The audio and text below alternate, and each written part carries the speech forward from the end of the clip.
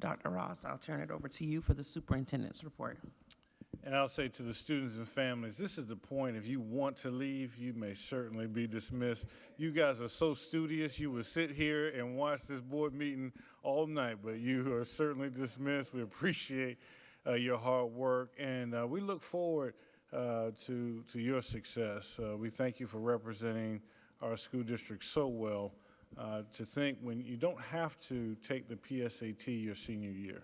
But these students turn around on their senior year, or their junior year, I'm sorry, and take the PSAT again to be qualified amongst the nation's best. And we're certainly proud to have them here in our school district. What an honor. And to all of those who will take the PSAT, I believe this Wednesday, we wish them the best for those the 10th graders and those future National Merit semifinalists and finalists.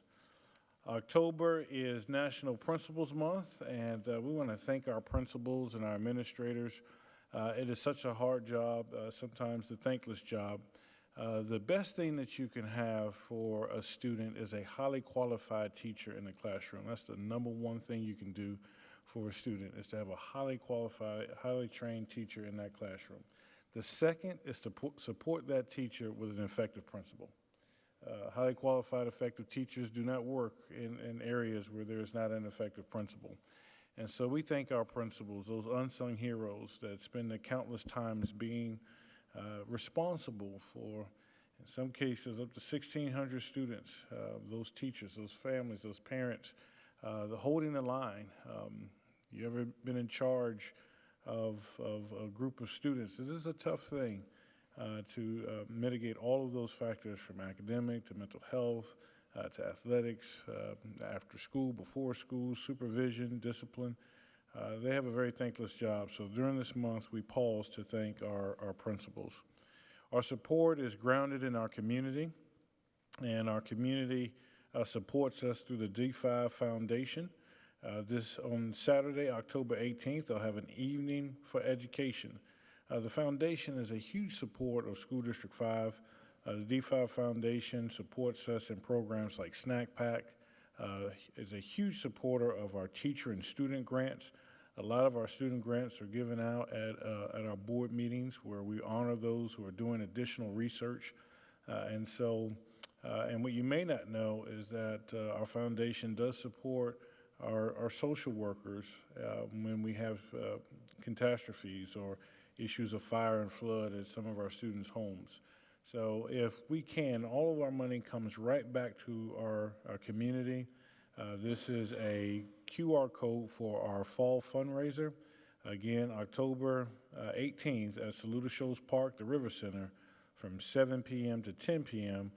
We want all in our community to be able to attend to support our students, our staff, and our community.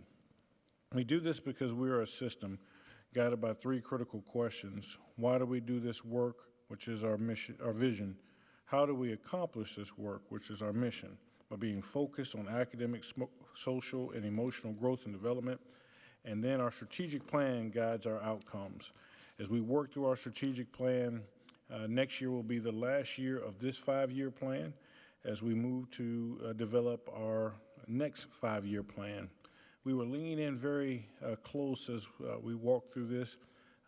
Audrey Black and her team will lead us through the new 5-year strategic plan. The state has already set forth a goal that 75% or more students will be at or above grade level by 2030. It is good to celebrate that in some areas we're already there. And so setting that task at 75% or greater by 2030 is something we accept, as our new strategic plan will take us out to year 2032. And if we look at our areas of rating in all of our high schools, in every category of end of course, we are first in the Midlands. And Algebra 1, Biology, English 2, and U.S. History. When you look at who prepares students for career readiness, are you prepared in School District 5? And a lot of our ratings, especially on the high school, we are already there. We're already met the 75% or more. And so to look at our proficiencies for career readiness in data, math, reading, and soft skills. Soft skills, which we hear a lot from our employers. Are we preparing our students with the soft skills? We are first in the Midlands out of 13 districts. And so while there's a lot to be successful for and thankful for, our strategic plan, it wants us to get at the students that we need to advance to be first in the state. And so as we look at our summative reports, we have to do a formative assessments 3 times a year per state law, and we use the measures of academic progress. If we look at last year's measures of academic progress, we can make projections. If the SC Ready was given today, you can see in fall 24 how many students would be on level and how many students would not be on level. Red are the number of students who are not at grade level. Blue are the number of students who are. This was last year. This is the data from this year. And so you can see this is where we need to focus. This is what the focus of the administration is. All resources, all efforts need to be on meeting the needs of the students in the red and maximizing the students in the blue. This is where we're demanding our time and attention and our resources, so limited as they are, to meet those needs. And you're going to hear about a lot of different strategies that we do, and we need this body's help in order to get there. Every year, our graduation rate expectations through the strategic plan have grown, and we have yet to meet those. This year's graduation rate is 90.72. And so we track this. We appreciate the work that this body has done to give us additional tools. Grad Alliance has already been on the ground helping us find students that we wouldn't have found. And we're already ahead of where we were last year because of those different programs. So having that, we're already with 84% of our seniors are now on track to graduate. This is, we track this every week, every year that you can track this. And this is the highest we started out. So again, our goal of our strategic plan is to keep this body informed of the data ahead of us, but the hard work ahead to ensure that all of our students feel loved in our schools and have demonstrated academic growth in our schools. How do we meet that? How do we get all of the students into the blue? Well, it's through a system called MTSS, Multi-Tier Support Services. One size does not fit all. One strategy does not work for all students. There are so many different diverse needs of students. And we need to meet students academically. We need to meet their behavioral needs, attendance requirements, and mental health issues. And if we can meet all of those through these very tiered systems, we believe that we can meet the needs and advance and accelerate the academic performance. Students who are not safe, do not feel safe, will not learn. And so we want to focus on the universal supports, which are Tier 1, but students who are not successful with universal supports need to be targeted with Tier 2. And for some of our students, Tier 2 doesn't even work, and they need more intensive services through Tier 3. We will be working with this body on how we can clarify the Tier 1, 2, and 3 academic, behavioral, attendance, and mental health needs. But our student advisory said that's not enough. We need more. We met with student advisory last year, continued with meeting with them on Friday, and they all shared the same purpose and concerns. Our student advisory represents school leaders from all of our high schools, our Kate Center, and the 5 program. And with meeting with them, they wanted more help with their future career plans. That was the consensus of the working group. They said, if you help us with our different goals, that we have different goals, and help us with identifying our strengths and mitigating our weaknesses, we'll get involved, we'll take advantage of the opportunities, and we would be driven to learn. And so with that, we're going to be increasing our targeted supports. But if you look at the bottom of what we're providing Tier 1, 2, and 3 solutions around, it's academics, behavior, attendance, mental health, and college and career planning. And so, again, this is from not only our student advisory, but backed up by last year's parent advisory. So look forward to hearing more about these targeted interventions as we address those outlined in our strategic plan. We believe this is the way for all of those students in the red right now to turn them from I can't do that to I can. By investing in these Tier 2 and Tier 3 solutions and interventions, we believe that we can change that transformation in the heart. And so with that, I do wanted to share that we're doing a large restructuring, not only of our MTSS, but of our entire school district. We did a lunch and learn that was hosted on September the 30th. Over 240 people attended that lunch and learn in our community. It's posted online under the 2024 bond referendum page where you can go and watch all of the community-focused lunch and learns. But this was specifically on September the 30th. At that meeting, we announced that this is the last year of this formation of schools, and we will move to effective July 1st, 2026. As we did that, we updated the starting and dismissal times. The start and dismissal times, this is for students for 2026-27. You see elementary, middle, high, the Cape Center, and Spring Hill High School start times. When we posted those, we began to get some feedback about 7:30 was too early.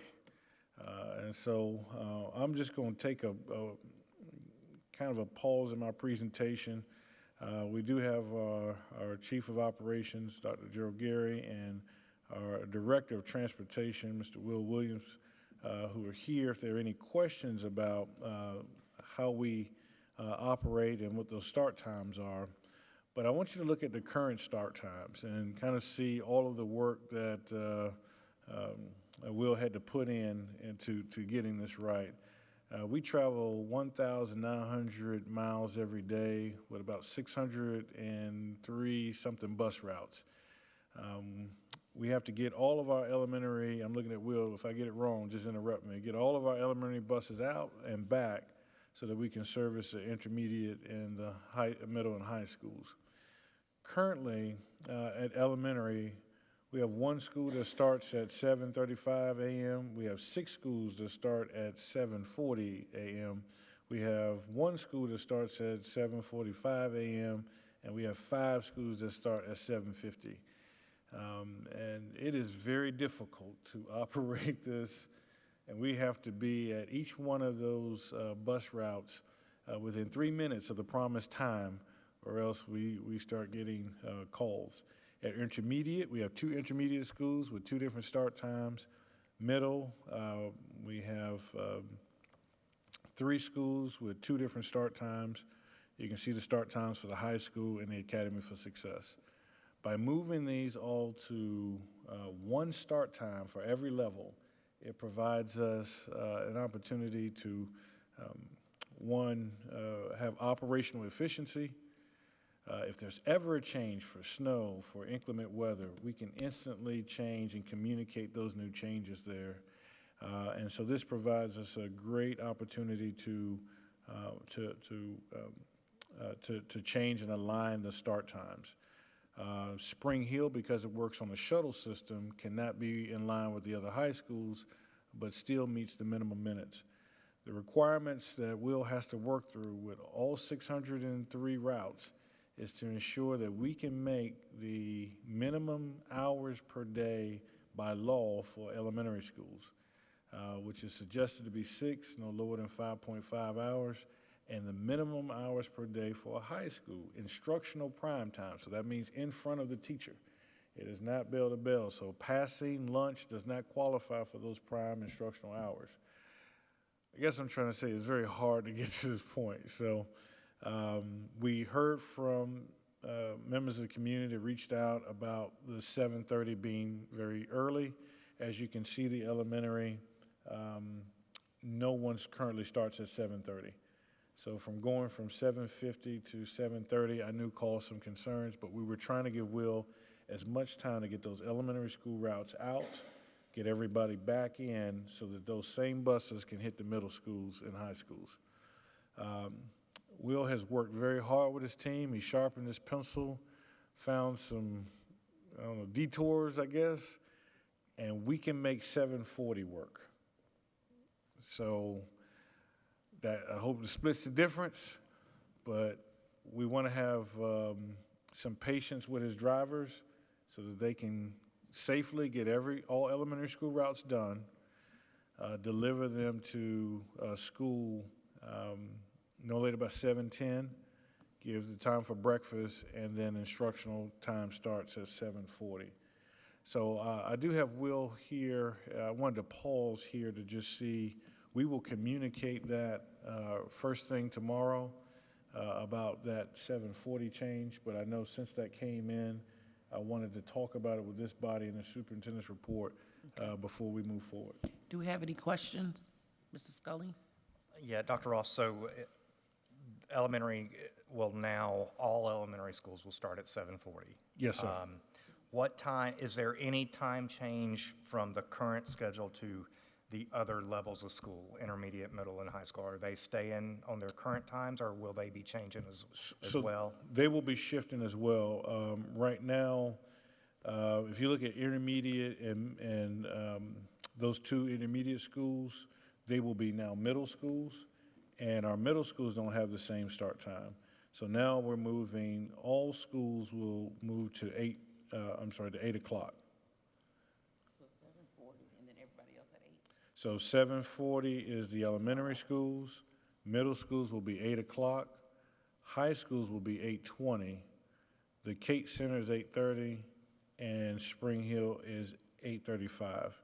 We're kind of pressed because we can't get those buses back and get the middle schools in there early. And Will, if you want to kind of speak, you did all the math here, so I don't want to just kind of share what our constraints were here. Yes, sir. To Chairman Snipes and the board members, Dr. Ross, chiefs, everybody here, guests and stuff. So we're doing these calculations, just trying to make sure that we get the students to and from school safe and use the resources that we have. Also make sure that we're doing the things we need to do to get them to our Kate centers and stuff during the middays. Usually it takes around about 45 to 55 minutes to run a bus run. So once we get to the elementary school and those students get off at 7:10, we can get our buses back out because we have some with middle and high, we have some with middle, and then we have some combined, or just straight high. And so in order to do that, to get them there so that they can get to school, have that time to go in there and eat breakfast, we need to have those time periods where at 7:10, we're letting the elementary kids off so they can go in the building, get the buses going back out to get the middle and high. Getting those students to from the Kate Center, Dutch Fork and Chapin will be pretty seamless because they don't have as far to go, but when you're coming from Irmo to make that time, you're looking at crossing 2 railroad tracks in a sense, and a lot of traffic coming up Broad River Road. The same thing when you look at Spring Hill start time. Ms. Huddle? So just out of curiosity, with a 7:40 start time, what is the earliest in the whole district that a student has to be at their bus stop? We'll start picking up students about 6:10. 6:10? Yes, ma'am. Okay, and you might not know the answer to this, but because it falls into student nutrition, but I've heard you say for breakfast, so that way all those kids can eat breakfast. Can kids who are not, I'm assuming there are kids who are not on free breakfast, some of our schools, they're allowed to bring a breakfast with them? Yes, ma'am. Okay. You can transport food on the bus. We tell the students they can't eat because of different allergies and stuff like Okay. that, but you can't bring it with them. Okay, thank you. Yes, ma'am. Mr. Satterfield? Yeah, you said that you'll start picking up at 6:10 Yes, sir. for elementary. Yes, sir. What is the earliest y'all pick up right now? Do you know? It's about the same time. About the same Yes. time? Those times with getting to the school in the morning, it'll be about the same. I that didn't we're doing realize it was currently. that early. Have you all talked to the high school, the schools, the principals about opening their doors, having a little more flexibility with that? I know because some places they have to stand outside until the doors are open, and I know how the traffic is out in Right. one end of our district. It's horrific. Yes, we hadn't had any problems as far with schools being there, with the students getting to the schools and the doors are not open. The elementary students, we'll keep them and we do some bus reinforcement rules. So it's a good time for the drivers also to start talking to students about bus safety and rules, because you don't get a lot of time during the day. So elementary is usually there waiting a few minutes early. And so that works out for our advantage too, to go over those bus safety and get ready for bus evacuation, those type of things. Yeah. So in the middle and high school, they're there to receive the students once we arrive. Mr. Bainum and then Ms. Huddle. Dr. Ross, is it typically 30 minutes for middle school, high school, and elementary where you can start dropping them off? Because like I have 3 kids, and if we're spread out between 3 different schools, trying to make it from here to there. Thank you so much. We have the principals kind of work out there, because we've been on this system, the principals have worked out their supervision time. Once we have communicated this, I think we can go to a more standard supervision time right now, so that we can communicate that out to parents. I think that's a great point, Mr. Banham. This is the instructional start of the day. This does not represent the supervision time. And to Mr. Satterfield's point, when the buses get there, we're ready to go. I think what we're asking is, as a parent, how early can I drop my child off and somebody's watching them? Those times are not reflected in this. So this represents instructional prime time, not supervision time. Actually, that was my question. Anybody else? All right, thank you so much. All right, well, thank you all. While we're at this point, there was discussion about, we talked about school bus safety, about in the operational capacity, what we're doing for Chromebook safety. We know that Chromebooks are used within our school district, but there are concerns about the chat feature. We have disabled chat for elementary and middle school, but it does exist in the high school. So I wanted, Dr. Gary and his team are working on some updates in that area. Dr. Gary, if you can speak to that. Thank you, Dr. Ross. Yes, we have communicated with a data management monitoring system, and then we have a Zoom set up next Tuesday. It's a collaboration between instruction and student services to look at a platform that will monitor Google Chat Live as well as Google Docs. Some students may share something in Google Docs and we don't have real time. We have ClassLink where parents can log in and sit in the evening, but this will give us real-time access of what's going on. And from what we're understanding, we want to verify that if something, we put in buzzwords or safety words, and if something pops up, for example, bully, it will send us alert and we will communicate to principals, individuals at these particular schools, you've had this by this individual user. So we got a demo set up for next week at Tuesday at 1 o'clock, and we hope to, from that, do a small pilot before we bring to you a recommendation to move forward. We think it will help us in many different areas. So I just want to let you know that we're working on that. We'll bring that presentation back to the body once we have those details and any related costs. Supplement study update. I just want to keep the board informed that we need to approve the new supplement schedule by April of this year to be in position to put it in the budget for first reading. And not approve, but have that pretty much wrapped up by April so that we can make first reading with that. As a result, November, we're working to begin that study, which is a very tight timeline from November to April. So I wanted to get a jump on that by letting you know this is where we currently are in terms of our salary and supplement schedules. As you can see on tonight's packet, that we have supplements that are not written out clearly within our existing system. So with that, we want to move to a new supplement schedule to have universal supplements. These universal supplements are district provided, and that's the academic and department head supplements. They're universally distributed. Arts and athletics. When I mean universal, these are what we will have across the district. But then there are supplements that are site-specific. One of those is those special duties and the grant funded. If we look at special duties, it has been increasingly hard to take one special duty supplement and it is equally used at all sites, through all 24 sites throughout the district. That does not happen. What we found kind of a much better system is to talk about the types of duties within a class, to unify and systematize those duties, and to have issue Class A, Class B, C, and D supplements that the principal then assigns based on the duties performed. We find that's the best way to provide fairness in terms of the distribution of those.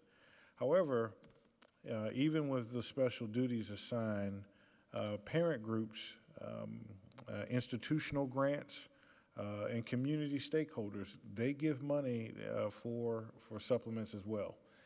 These are not positions, but these are supplements. We have grant-funded positions, and we have grant-funded supplements.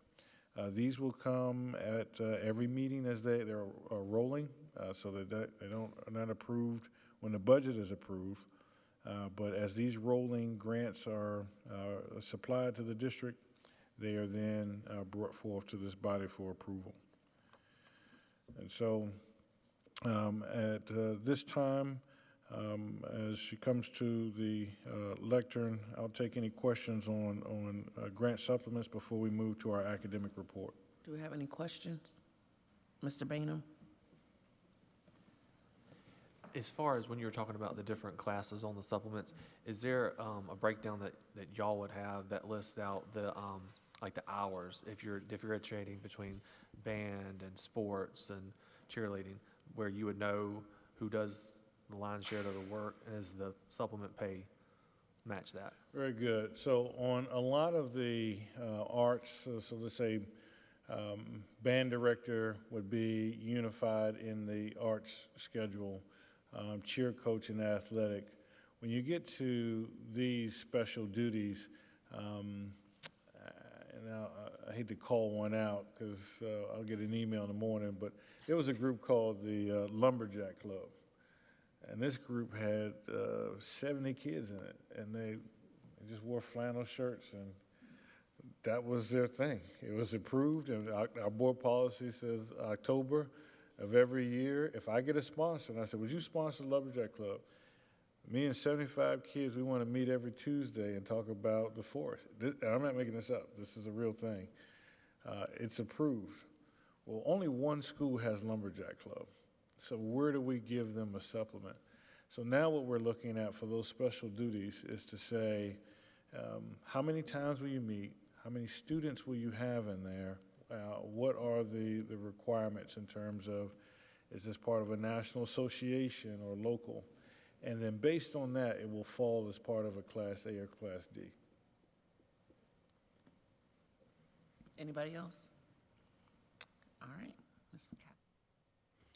Good evening, Madam Chair, Dr. Ross, Board. It's my pleasure to introduce Ms. Sarah Wheeler. She's Director of Magnet Programs, so that she can give you an update on our magnet programs this year. Thank you. Let me get to my report. Okay, Madam Chair, honorable board members, Dr. Ross, executive staff, I am so excited to be here. It's the beginning of my favorite time of the year when our Magnet and Choice window opens. So I want to start just showing you some highlights of our Magnet and Choice programs. We have 17 magnet programs or schools located at 12 sites. When I first came here, we had 4 programs, and we have grown it to 17. Last year, we had 1,125 applicants for this school year that we're presently in. Magnet Schools of America, MSA, is the National Association for Magnet and Theme-Based Schools. So we have several magnet schools of distinction. We have magnet schools of excellence. We have certified magnet schools, and we even have a certified magnet demonstration school located in our school district. We have had poster winners for Magnet Schools of America for 7 consecutive years. So we have some wonderful artists in our school district. We also have had scholarship recipients from Magnet Schools of America. I included the Magnet Choice website for you at your convenience to click on so that you can explore everything we have. We have a wonderful video, we have all FAQs, we have our timeline, and we have descriptions of all of our programs. As you notice, I gave each one of you a little bag of swag that we give out when we have our magnet fairs or we participate in local communities events such as the Chapin Labor Day Parade. We were just at the Okra Strut. So we just give some things out so that parents can see that we have a wonderful choice in magnet program. Our booklets are in the process of being printed for this year, so therefore we don't have those quite ready for you yet. When I mentioned that we have 17 programs, this just shows you that we also market these with 2 magnet fairs. Our first one is November 20th, and that is our secondary level, where we have our middle and high schools featured, and that will be at Main Street at Irmo High School. But I want you to notice all of the different themes that we offer in our magnet schools. We've got our newest one coming on board next year, Academy for Innovative Learning, which will be at Crossroads Middle School. But we have international magnets, our gifted magnet, STEM magnet, we have arts magnet, the IB Baccalaureate diploma program, as well as the career-related program. And then we have our pathway for our Escalaris that goes into I Am Escalaris, which is at Irmo Middle, and This Is Escalaris, which is at Irmo High. Then January 15th, we feature all of our elementary magnet choices at that magnet fair, which is right here at the center. And look here, we have our Escalaris Gifted Academy, Montessori Magnet, Leadership Magnet, STEAM, Arts Magnet, Global Magnet, the Academy of Environmental Sciences, and our Gifted and Talent Development Magnet. And I'm going to just highlight our 2 newest this year. First being our Harbison West Elementary Gifted and Talent Development Magnet, and you see our little hedgehog, the hero. And the highlights of this program is that they offer the school-wide enrichment model, SIM, and it does focus on the gifted pedagogy or teaching strategies for gifted students that they utilize for all students, because all students have gifts and talents. They focus on the 3 E's, which is enjoyment, engagement, and enthusiasm. They have enrichment clusters that are fantastic, and they operate with 4 to 6 weeks at a time. And last year it began with 4th and 5th grade. This year they've expanded to 2nd, 3rd, 4th, and 5th. And I'll show you a picture in just a minute, but there's a wide variety of these enrichment clusters driven by student interest and teacher interest. So teachers offer to lead these clusters, which is what their passion might be, and then it gives a variety so students can find a passion that they can explore. This year is new that we've introduced the SIM-R, which is a wonderful reading program, and it too focuses on interest-based reading to encourage students to read more when they can read what they're really interested in reading. We've gotten national recognition. You can find us on the Sim Fusion or Renzulli's University of Connecticut. We have presented this last summer at their national yearly conference, Confertute, and we're featured there. And they also did a wonderful professional documentary on Harbison West, and our own Dr. Ross is featured in that documentary, so we can make that available for you. These are just a few pictures showing one of the clusters is cheerleading. I think we've had a board member participate in our pickleball that is one of them as well. We had pickleball, we have the camera club.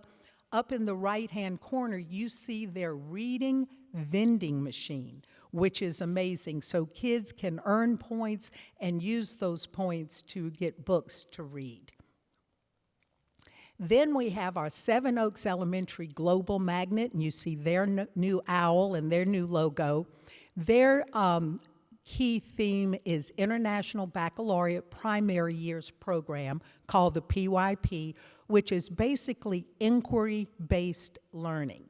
And it's around 6 themes. Who are we in the world? Where are we in the world?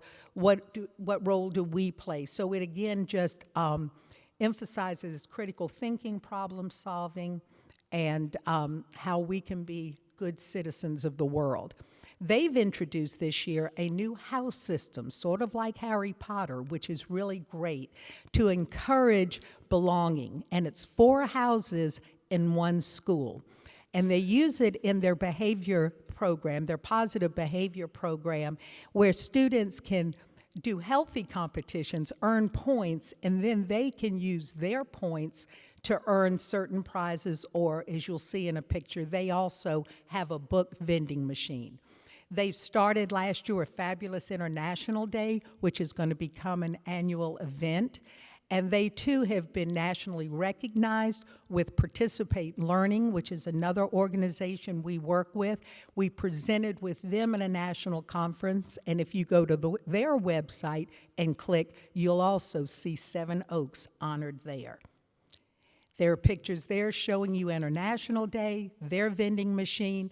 You see where all the hands with the bracelets, that was when their house was revealed.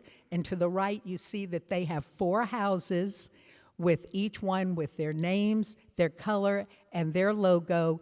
And the kids all have T-shirts, and so they have certain days where they wear their house colors. But it's 4 houses, 1 home. And here is our timeline for this coming year. You'll see where we start with our Escalaris Pathway meeting, which will be held on Thursday, October 16th. That gives parents an opportunity to see that you can begin with Escalaris in the 2nd grade at Harbison West, and you can follow that pathway through 10th grade at Irmo, and then if you choose to, you can go into AP, you can go into dual enrollment, or you can go into the IB program. Then it shows you our fair, when our applications open, the 2nd fair for elementary, then the choice application will close, we will have our lottery, and then families will be notified. And again, to your right, you can see where these dates are highlighted again there. And that is all that I have to offer tonight. I'm excited. Any questions? Do we have any questions? Mrs. Satterfield? I have a comment and a question. Thank you for what you do. We talk a lot about Dr. Ross does his his superintendent. He was principal one time. Yeah. Superintendent's report, and we spend a lot of time on academics, and I know that with your efforts and the folks that you work with, they help those efforts in a great way. I had the good fortune of attending the conference in Connecticut. It's quite a good conference, and I thank you and congratulations on being recognized at that conference, our district. I think that's awesome. I did have one question, and that is that I know early on when we were going through the magnet process, we were getting a lot of grants. Maybe Dr. Ross should answer this question. Are we still dependent on these grants for the operation of a lot of these programs? Well, what we are right now, first of all, since 2013, we have developed the grants we have, the magnets we have now through grants. Mm-hmm. The first grant we got in 2013 was 3 years. So the funding ended, but as you can see, our programs are very sustainable and they're still ongoing and successful. Then in 2017, the grant funding went from a 3-year to a 5-year grant. So that was when we put in the Discover 5. It was 5 programs we put in there. Again, that funding ended last year. Those are all going strong, very sustainable, and they're doing beautifully. Then we got, in 2023, a 5-year grant where we put in our 2 newest, Harbison West and Seven Oaks. And I'm thrilled to say that our 3rd year of funding came through.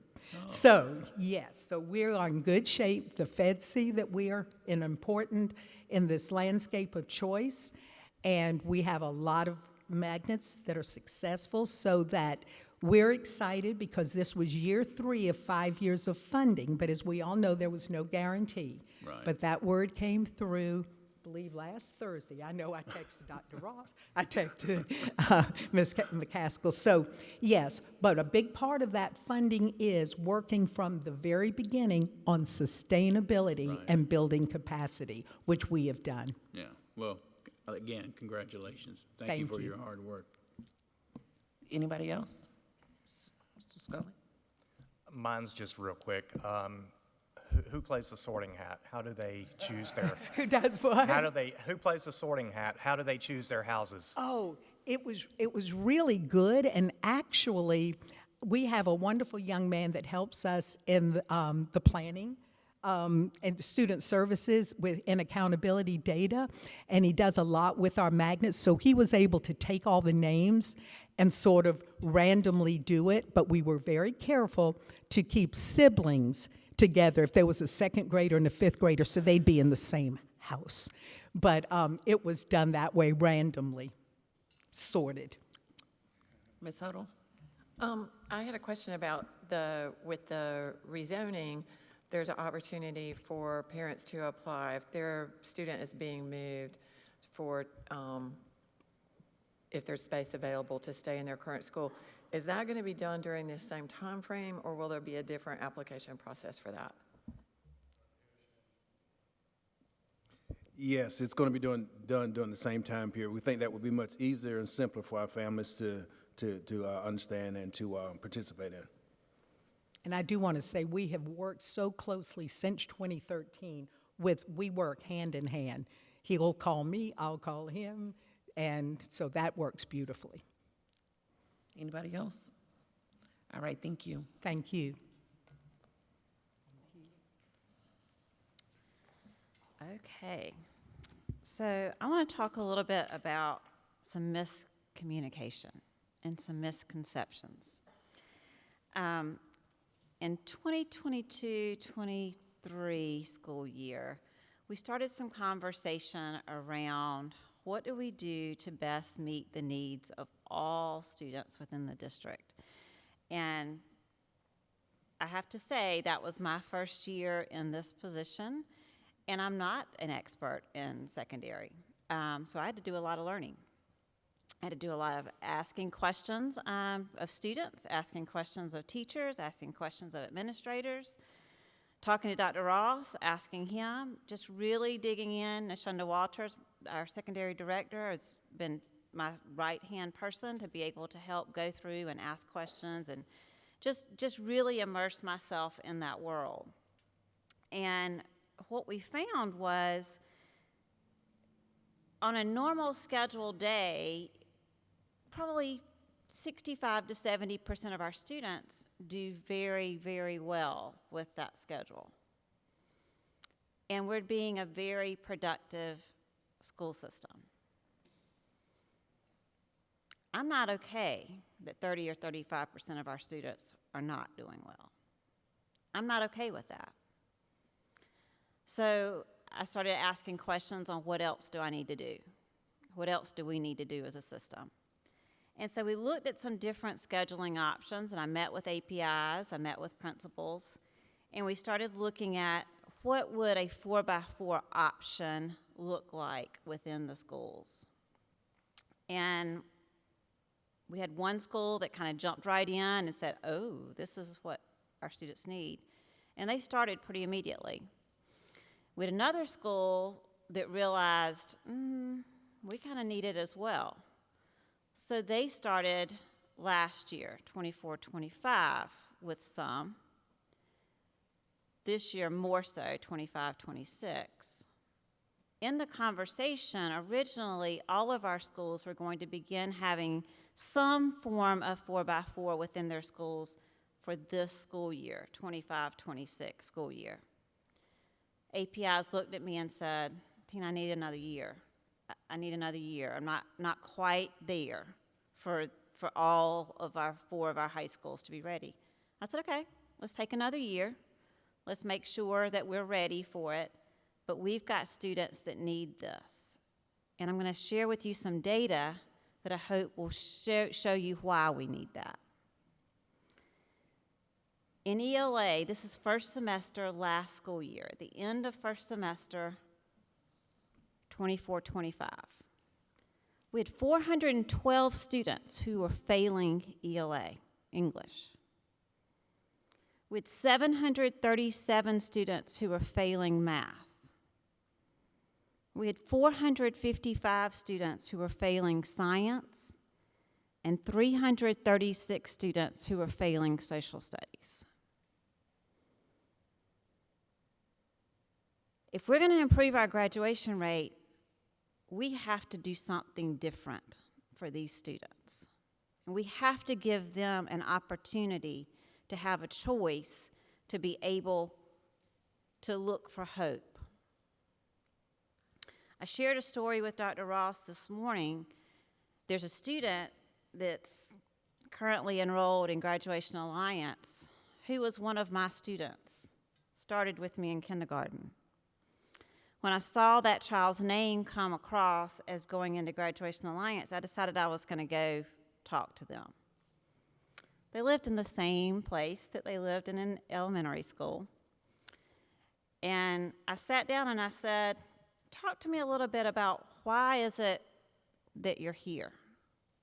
Why are you a candidate for Graduation Alliance? Lots of things were said, but I'll tell you my takeaway, well, they had lost hope because they didn't see how they could dig out of the hole they had dug themselves in. That's why I have to do what I do. So the miscommunication and the chaos, if I can say that, that's really come from people feeling that they're being made to do something. 4x4 scheduling is a choice within our 4 schools. We're not going to a pure 4x4. Nothing's been said about a pure 4x4. It's a modified schedule. It's been going on for a while. But every school, I gave you total numbers, but every school has at least a group of students that need this hope. And we need to make sure that we're developing what we need for all students and that we identify that. So as I go through the slides, I hope that this will share with you why we're doing what we're doing and that you'll be able to speak with confidence that our academic department's not going to suggest and not going to guide without doing things with purpose. That's not who I am. Okay? So whenever you look at the modified 4x4 schedule, you'll see that they can take courses for a semester, they can take courses for the whole year. There's skinnies in there, which are 45-minute classes. There's 90-minute classes. There's a lot of different things that take place. Some of our students are going to see a change in their schedule. Some of our students are not going to see. They're not even going to know it's a difference. They're not even going to notice it. AP courses, and I'm not going to read the whole slide because nobody wants me to do that.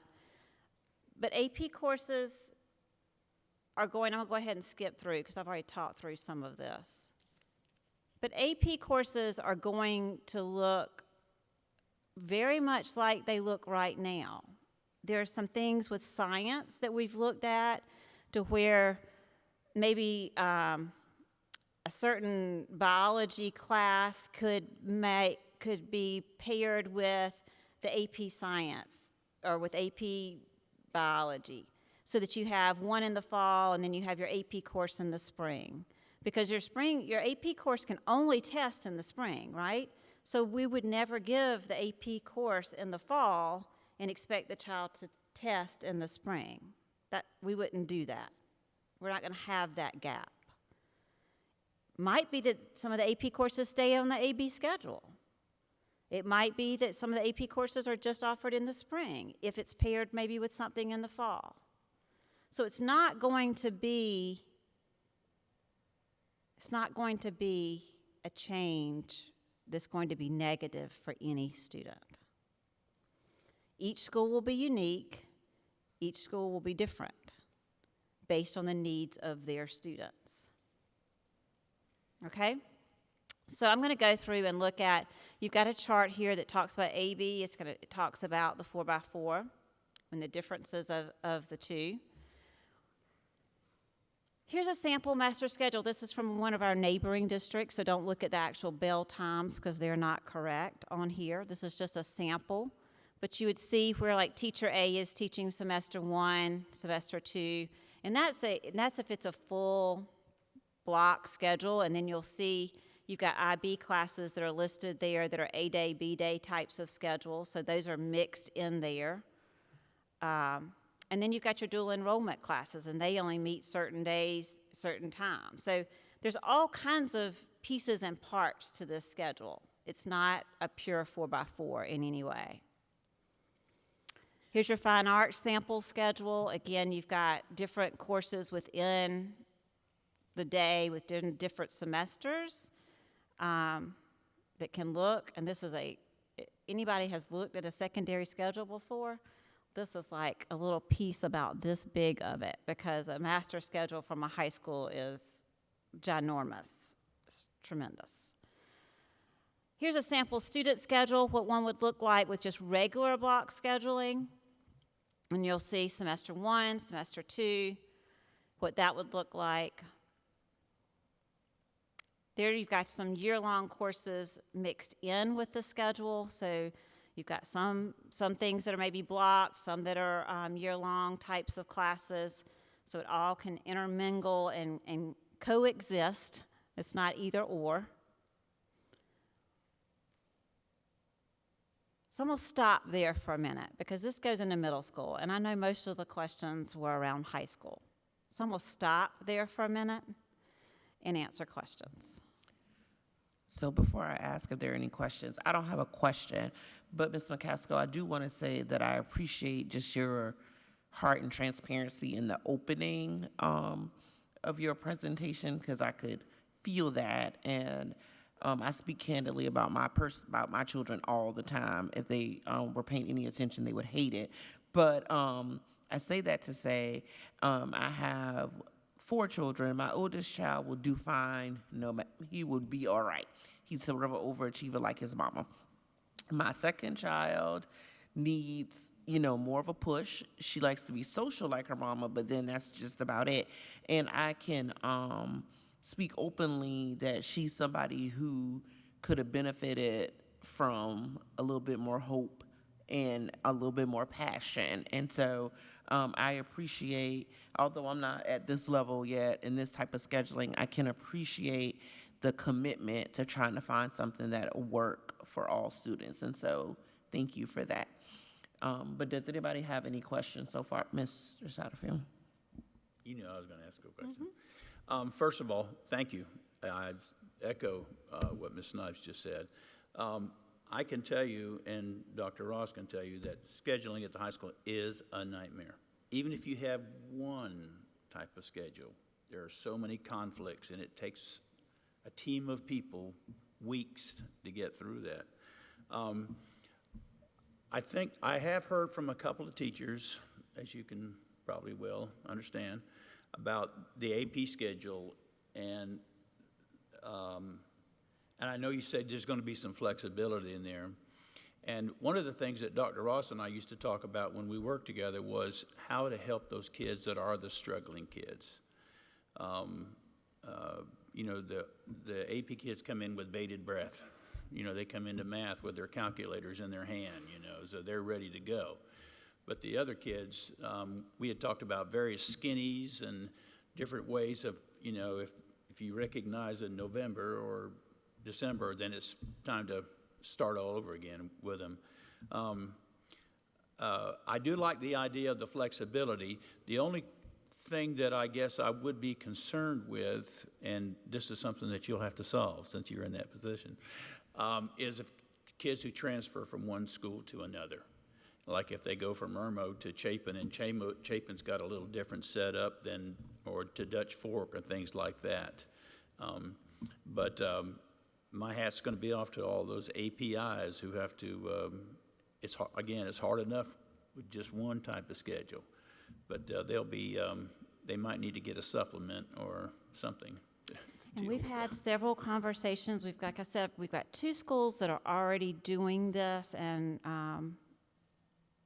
one school has really, one of the APIs has really spoken up to be able to assist with some help.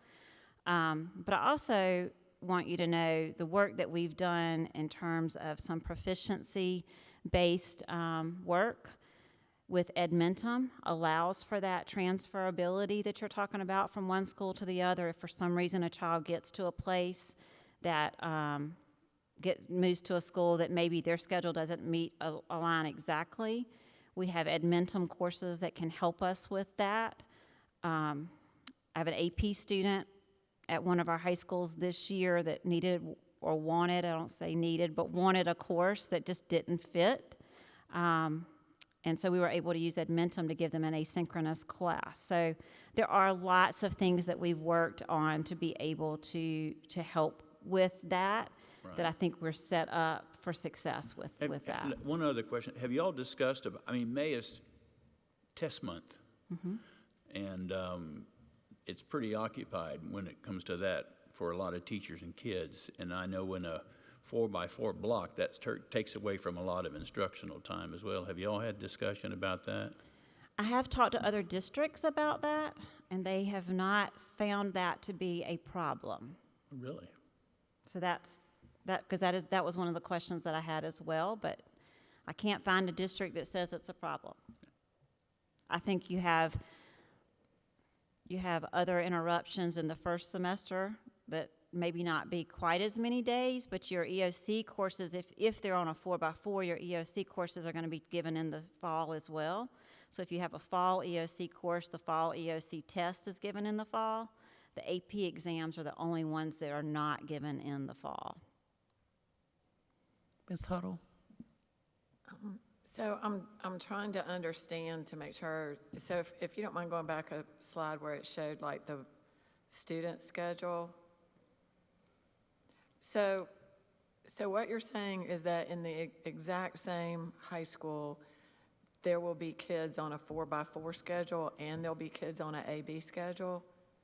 So are the links of the classes changed in order to not have bells going off all the time? They're still 90-minute classes.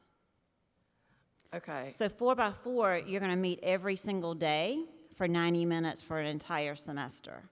Okay. An AB schedule, you're going to meet a class on Monday for 90 minutes, and then on Tuesday, you're going to go to a different class for 90 minutes, and then on Wednesday, you're going back to your Monday class. So it's every other day you're meeting your classes, but it's still 90-minute classes. Okay, but right now, classes are 90 minutes.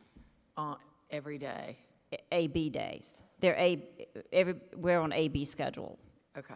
So for the most part. All right. So I think, and I didn't look up where they were from, but based on the wording, I think most of the teachers that contacted me were from Decatur. So how is this going to change their schedule here? Well, there's two proposals that those teachers have, that Mr. Frick have, and those teachers are being able to give input on what are the pros and cons of both to see what might work best.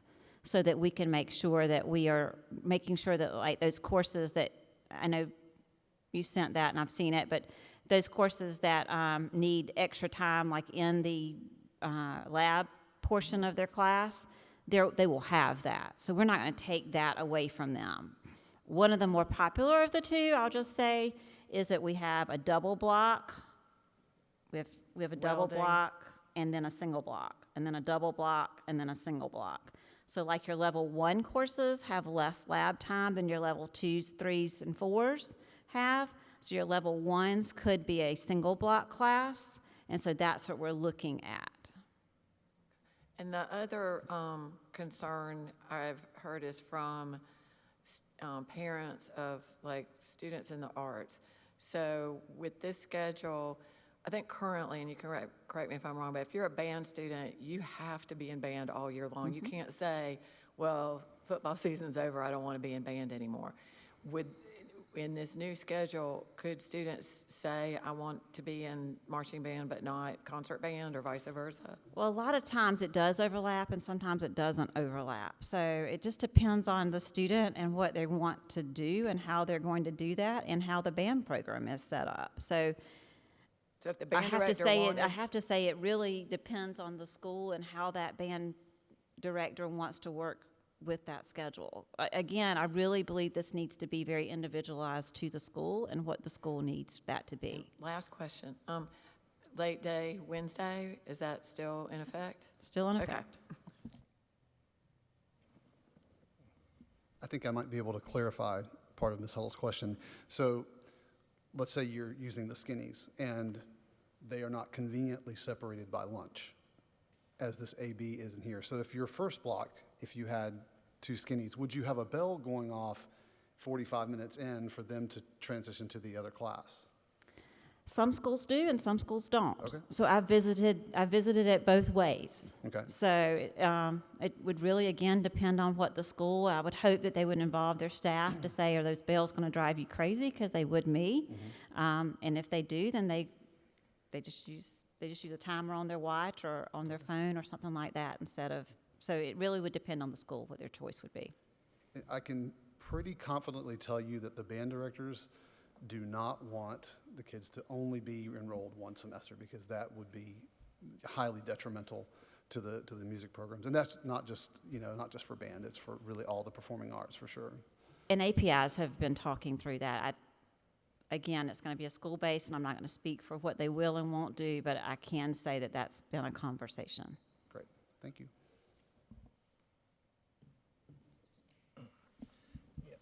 Thank you, Ms. McCaskill. I'm going to somewhat blow my cover here because I could just sit here and look like I know what I'm talking about or what y'all are talking about, but I don't. So can you explain to me what skinnies are and also kind of the general differences between 4x4 and AB block? Sure. For laymen? And then another question is, what impact will such a change that we're moving to have on the teachers outside the classroom as far as like planning periods and planning time and things like that? Can you explain that? So teachers get a 90-minute planning. I'm going to start with the easy one. Teachers get a 90-minute planning block now. They'll continue to get a 90-minute planning block. So that's not going to change anything in terms of that. So the difference between AB and 4x4, if we were to go to a pure 4x4 or a pure AB, which we're not, but let's just go to that world for a few minutes, okay? Because I think that's the best way to help you understand it.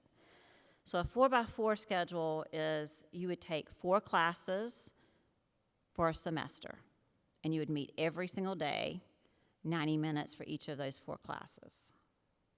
And then second semester, you'll take 4 additional classes every day, 90 minutes. So you still get 8 classes in the day. A teacher would teach 6 classes throughout the year. They would teach 3 the first semester, 3 the second semester. Okay? Because they have a planning period, so that's their other class. AB, you have 4 classes on A day, 4 classes on B day. They're still 90-minute classes.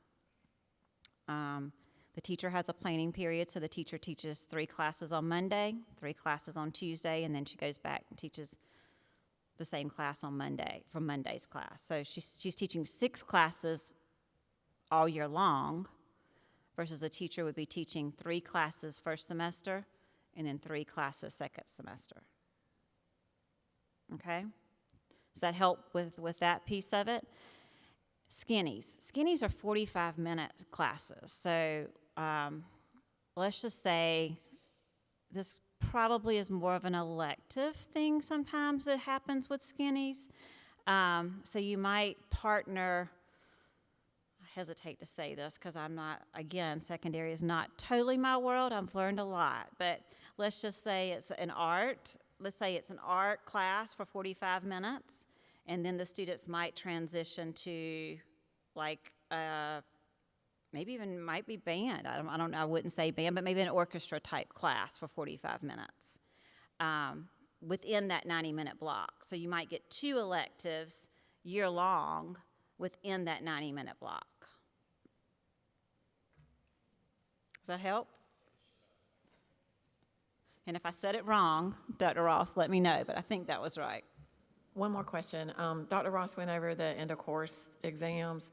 When are those given? Are they given in both semesters or only in May? EOC exams are given at the end of the course. So if you take the course in the fall, you take the test in the fall. If you take the course in the spring, you take the test in the spring. Great, thank you. Yes. Let me ask you this. I'm trying to when I was at Dutch Fork, we discussed block scheduling. I'm trying to remember the different questions that came up and the reason we didn't go that direction. So you're saying all AP classes will be year-long? I won't say that. Well, they have to take their test in May. Right, but like I said, there's some partnering things with science right now specifically that, like, you might take your honors level biology in the fall, but then your AP science you'll take in the spring. Well, I know with English it's a year-long course, and they have so many.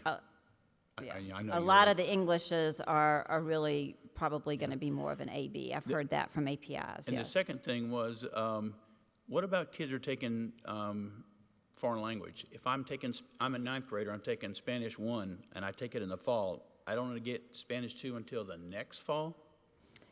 It depends on your schedule. I mean, you could schedule Spanish 2 if you had place in your schedule. I doubt it, but you could. But that would depend on you successfully completing it in first semester. That is a huge gap, which leads to my third concern, and that is we've talked a lot of times when we would have principals meetings and talk with our APIs and directors. We talked about this learning gap, the summer learning gap. We are always worried about that summer learning gap. If kids are taking, especially struggling learners, if they get by on that first and they don't take math again until the next year, you understand what I'm saying? I do understand, because I had the same question. Oh, good. So I went back to my experts around the district, around the Midlands. I've talked to about 5 or 6 different districts, and I asked that same question. They just don't see the problem. They don't see the impact. Dr. Ross? And I just wanted to tell Ms. McCaskill, thank you so much for taking the charge on this. I think when, and I'll speak a little bit more freely, I know you're working in detail with the APIs. To your point, Michelle, you know how this is hard to schedule. This is going to be very hard to schedule. But the toggle that we have is the students with a 35 at Christmas, we're going to have that this year. It's 700 last year, it's going to be that this year. 700 students who were failing this November, or failing right now. Well, that was the end of last And that was semester. your last year. Last year at the end of the first semester. The trend will hold up. The majority of students won't feel this. And I just think we've got to understand, to get a Carnegie unit in the United States, you have to do 120 hours of instructional time. That's to get 1 credit. To get a half a credit, you have to do half of that, 60 hours. So how do we schedule that? It used to be traditional scheduling. Remember that? You took 7 classes every day for 50 minutes, And that's how you made but you only got 7 courses. Someone came up with a great idea and said, you know what, I know a way we can get 8 classes in a year. You can take 8 because you need 24 to graduate. This way, if you fail a few, you got some choices. And they came up with the A-B schedule. You take 4 on A day, you take 4 on B day. Each one is 90 minutes. You alternate your 90 days throughout the year. So it feels like you're in the class for 180 days. You're still in the class for 90 days, right? 4x4 just moves the 90 days to the first. But you only get 4 classes. So I'm saying Christian, by the winter break, you only have 4 classes. And then you pick up the other 4, and so that's how you get your 8. I think for the kids that we're worried about is that by winter break, they only have 1 or 2 classes because they failed 2. And so do we keep those kids in those classes till May? Well, typically they drop out. The older they get, they say, look, this is not for me. That's what you were speaking to. We met with, and I'm not ashamed to say it, Clover. They have 4 bites at the apple, 4 roads for children who don't fail. This Friday, they will pull all failing students and give them credit recovery. So that's, if I'm failing by the 45th day, I get another opportunity to take a different type of course for the rest. If I'm failing at the winter break, I get another course. If I'm failing in the 3/4 of the way, I get another opportunity before the 4th quarter. Our kids now have 1 chance. If they fail, they have to wait to the summer to try to take that class again. So we're just trying to give them another opportunity. But for the lion's share of kids, they won't feel this change. Band, AP, the lion's share of kids won't feel it. While Ms. McCaskill is given the contingency there is that you do have for some of our science classes, they do like to put something aligned with that AP because while we have AP kids, not all the kids are ready to pass that AP test. And so you're trying to get more kids in AP, but they need a lab or an accompanying class with that to support them. So majority of kids won't feel this change. Like I said, I did it. I mean, you remember the Math Tech 1s and Math Tech 2? It was for those kids that were really struggling in that. But I am worried that with 700 and something students failing math by the winter break, having a pathway for them. So, and a skinny is taking a semester class, 60 hours, and cutting that into 45s. And so, 60 hours and cutting that into 30. So those are the ways you can schedule classes, 30, 60, 120. Yeah, sorry, a follow-up. At the beginning, you said that you checked with other districts and they're not seeing issues. How do theirs, I guess specifically, because a lot of our questions have come in surrounding the AP classes, how do those other districts that you've talked to compare with us from a results perspective and achievement on AP? So one of the districts that I spoke with, and I'll use Greenville County because that was one of the ones that I've really looked at a lot and talked with a lot. I've talked with all of the ones in the Midlands. Of course, as you see, our AP scores are very high. We are consistently high with that. Greenville County is also consistently high as well. They saw an increase in the number of students able to take AP courses. So not only did their test scores end up increasing because the number of students increased, but the numbers of students that were able to take the AP courses, they saw an increase in that. And I think because technically, your high-achieving students aren't going to be the students that need to retake a course. So therefore, they can pretty much have their 24 credits by mid-year of their junior year to graduate. It gives them a year and a half to really explore a lot of the AP courses, dual enrollment courses, things like that they want to do. So that's where some of the flexibility and the ability to take additional courses comes in for some of our higher achieving students. I meant to ask this earlier. You said that some of the schools have already been doing this. So are there demonstrable improvements for these students that are in those 4x4 programs already? You're talking about maybe 1 year of full implementation. Okay. We did see some increases, and we saw some students that were able to walk across the stage because they had that option. In my opinion, if 2 or 3, then it was worth it. I can't give you the exact number, but I do know of stories that it has helped. Thank you. Can I Go ahead.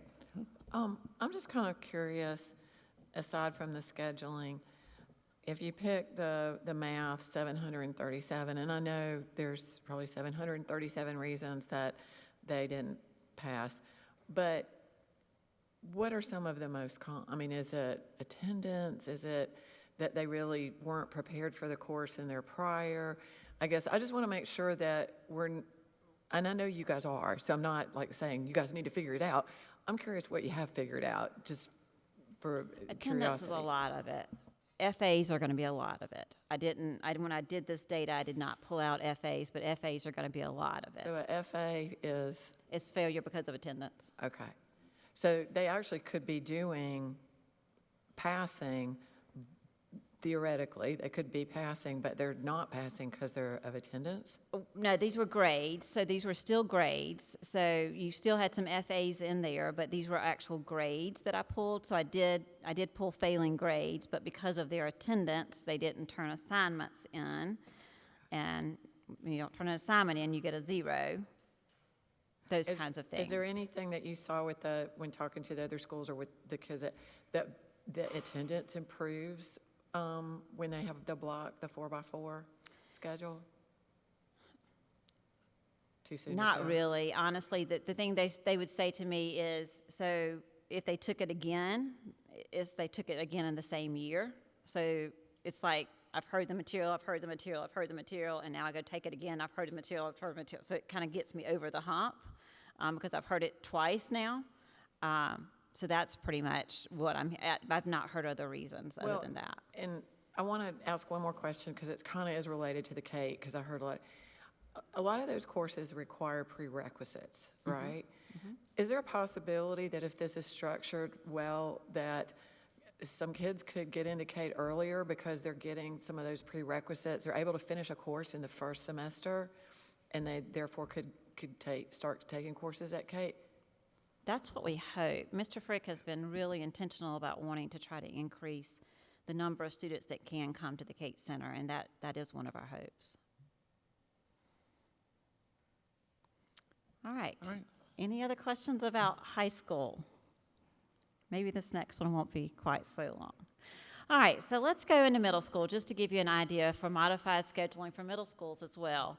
As you know, ELA and math, we need to work in that area in terms of our middle schools. And so what we found is students go up through 5th grade and they're getting 90 minutes at least of ELA. They're getting at least 60 minutes of math every day.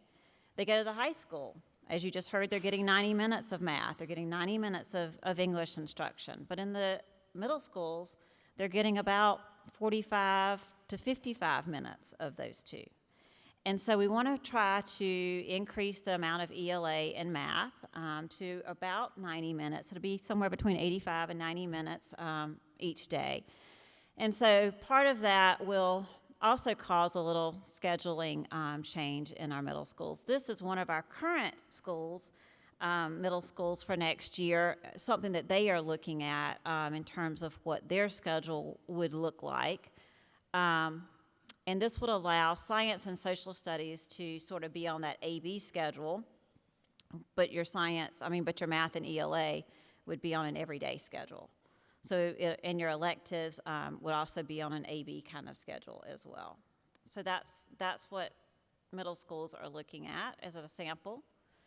And then I just want to reiterate, for parents, really attend the IGP meetings, because that's where you're going to know what is impacting your child specifically. So that's where you'll find, is there a 4x4 that my child could take? Is there something with Edmentum, or is there a SC virtual course that my child should be taking versus this? Is there another way that I need to, what do I need to do for my child? The IGP is the place to find that out. That's that individual time with counselors where they're going to sit down and talk about what your child needs. And that's going to be really important for parents to know. The next thing is to contact the your child's API at the school. They're going to be able to tell you what the schedule within their school is going to look like. Because like I said, I'm not saying all schools are going to follow this schedule. Like I'm not making the schedule for the school. It will be based on what the school needs. And then attend any school sessions or informational sessions that the school may have, because I do think that that's going to be important for parents to hear as well. So that's all that I have tonight. Any other questions, I'm happy to answer them. Thank you so much, Ms. McCaskill. It's your last one. I'm only asked one middle school question. With the middle school, so they're not going to all go to block. They'll have some flexibility in their schedule as well. Again, each school is going to create their own schedule. Okay. The only thing that I've said is we need to have longer ELA and math blocks. We're looking at trying to get around 80 to 85 minutes. I'd love to get 90, but we're probably going to get 80 to 85 minutes for ELA and math. Okay, thank you. Anybody else? All right, thank you, Ms. McCaskill. Thank you. Thank you, Ms. McCaskill. As Dr. Turner, Chief of Human Resources, comes to the lectern to give the Human Resources report, I want to share that this is on our benefits. October is open enrollment. And kind of a did you know that for every dollar we pay in salary, we have 33 cents in benefits. So we want to hear a little bit about those benefits that we provide. Dr. Turner. Well, good evening, Madam Chair, members of the board. Dr. Ross, thank you for the opportunity tonight to present an overview of our district benefits. Dr. Ross, you're right. When we're looking at recruitment and retention, salary is a critical component. But what we also know is one key factor that also attracts people to the district and causes them to stay in the district is having a competitive benefits package. So when you're thinking of a total compensation for us, we're not just looking at salary, we're also always looking at that benefits component. If you recall, a few years ago, we did a salary study, and as a part of that, our benefits package was analyzed against market peers. And what we found on average was the total percentage of that benefits package was about 30% for our market peers. And for our district, it was about 32%. So what we know is that when we look at our benefits package, we know that we are competitive in comparison with the market value. We also know from employees that their satisfaction with district benefits for the most part. I have the opportunity tonight to have with me 2 of our 3 benefit specialists. So when you think of benefits administration for the almost 3,000 employees that our district has, there are 3 benefit specialists that take the lead in taking care of us in some of our most critical moments. And it's an honor for me to share the mic with them tonight. We have benefit specialist Debbie Renhack. She serves employees with last name N through Z. And we also have Ms. Shonda Weekly tonight, and Ms. Weekly serves employees with last names A through F. So I'm going to turn it over to Ms. Renhack first. Thank you, Dr. Turner. Good evening, everyone. Again, my name is Debbie Renhack, and I am one of the benefits specialists here. Just as Dr. Turner said, benefits are a very important and competitive part of the package, and we are lucky as state employees to have PEBA, which stands for Public Employee Benefits Authority, and their package that they offer to all of us that makes us so competitive in the market itself. Some of the things that are a part of that package are health insurance, dental, vision, your long-term disability, and also your life insurance. They also have retirement, a couple of different options for that. And then we also have a leave package, which is really important to employees to be able to have that time when they need it. These are the things that keep us competitive. As a benefits specialist, your day is never the same. You may start your morning out and you may be working with an employee about being a new employee and what the benefits are, and the next moment you're talking to a surviving spouse about death benefits. So you never know where your day is going to go, and it's never boring, trust me. Benefits administration is a vast area. We touch and talk with employees about so many different types of benefits. As I had said, health insurance, retirement, leave management, and some of those types are sick, personal, vacation, FMLA, paid personal leave, and also workers' comp. We have to retain compliance with a number of different areas. Some of those are FMLA, Affordable Care Act, HIPAA, COBRA, OSHA, and ADA. We handle onboarding and orientation for new hires, but it is equally as important that you handle people who are leaving in the same manner, that they get the same kind of respect as well. We are a liaison for insurance and our retirement vendors. We are the person that keeps it going between the actual employee and the vendor to help with those deductions, to help with that information so that they understand what they're getting. We also partner with our payroll department and finance to ensure that we have accurate deductions and that we're meeting all of those requirements. And lastly, wellness and assistance programs, which is something that's dear to my heart. So with PIBA, they offer something called PIBA Perks. And some of these items include weight management, heart health, diabetes management, tobacco cessation, and also the one I think is the most important, which is behavioral health management. It's becoming such a large aspect of our life every day now, and we need that for our employees. PIBA has a program called Maru Health, and if you are an employee that is enrolled into the health program, you qualify for this. And this is a 12-week free program that you get, and it gives you a therapist, and it also can give you psychiatric support too as well. And this will cover things like anxiety, stress, depression, and burnout. So these are really good things, and I'm glad to see things going in that direction. Now, that's all the state benefits, but we also have supplemental policies, and we partner with a company called Ward Services to offer these. There are 5 currently that we're working with. We have a cancer policy, a short-term disability policy, universal life, and then just last year we added 2 extra. That would be critical care, which is like a combo that doesn't just only include your cancer, but it also includes other types of critical illnesses. And we also have an accident policy. We added these 2 because there was so much demand from our employees asking for these, and it also gives us a competitive edge with our neighboring districts as well. We also are going through our open enrollment right now from October the 1st to October the 31st. We're tired, sorry. I'm sure you are too. We are working with our employees to get that taken care of and help them. A couple of things that are a little bit special this year, that it's a dental year for our open enrollment. That is every other year, so people are really looking at that this year. And another thing that we have is that they are able to add $50,000 in their term life insurance without any medical evidence. So this is important to them for that this year as well. I am going to turn it over to Shonda now. I've talked enough to you guys, and she's going to tell you. Hello, I'm Shonda Weekly, and like Dr. Turner said earlier, I do service those employees whose last names are A through F, and I just want to quickly let you know that we as benefits specialists take a great amount of pride in the fact that we offer our employees one-on-one consultations. They are able to call us and ask us any questions that they have. We'll do those consultations in person or virtual, whichever is easiest for them to do. Anything from new hire questions to with their orientation, or paid parental leave when they're having a baby, or when it's time for retirement or they're thinking about that retirement. We're happy to meet with them in our office. Thank you.